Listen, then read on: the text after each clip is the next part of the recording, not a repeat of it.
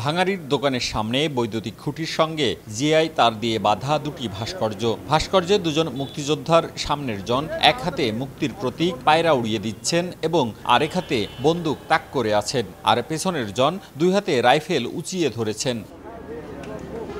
রাজশাহী ঢাকা মহাসড়কের পাশে নগরীর বিনোদপুর বাজারে খোকন আয়রনঘর নামের ওই ভাঙাড়ির দোকান থেকে জানানো হয় লোহা, এসএস পাইপ এবং স্টিল দিয়ে ভাস্কর্য দুটি তৈরি। রাজশাহী বিশ্ববিদ্যালয়ের গ্রাফিক ডিজাইন, কারুশিল্প এবং শিল্পকলার ইতিহাস বিভাগের অধ্যাপক আমিরুল মমিনিনের নিকট থেকে তারা ভাঙাড়ি হিসেবে এ ভাস্কর্য কিনেছেন। স্যারের কোনো একটা প্রজেক্টে এটা বানাইছিল, তো যায় না, যে কারণে বললাম আমি এখান থেকে শিফট হয়ে যাবো, তো ওটা নিয়ে যাও। তো আমাদের নিয়ে ছিল এটা ফার্স্টে ভাঙবো, তো একটা ভাস্কর্য স্যারের খুব সম্মানীয়, তো আমরা দিয়েছি যে এটা কোনো যদি মিউজিয়াম বা কোনো ইয়াতে কাজে লাগে তো তাহলে একটু নিয়ে যাবে, এই কারণে রাখা।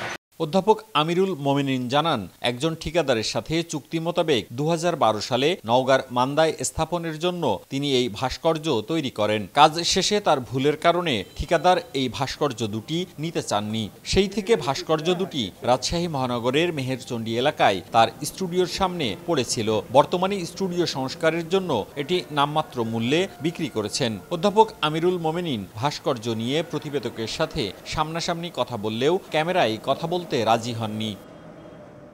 ভাস্কর্য বলা হয় তখনই যখন এটা একটা নাম দেওয়া হয় এবং কোনো জায়গায় এটা স্থাপন করা হয় এবং তারপরে এটা ভাস্কর্য, এবং এই ভাস্কর্যের মধ্যে অনেক কিছু ভুল ত্রুটিও আছে।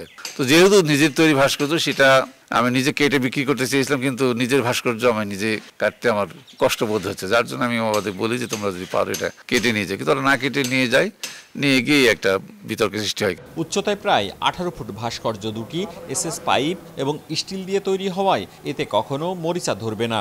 তৈরি করতে প্রায় 60,000 টাকা খরচ হলেও 9,400 টাকায় বিক্রি করে দিয়েছেন অধ্যাপক আমিরুল মমিনিন।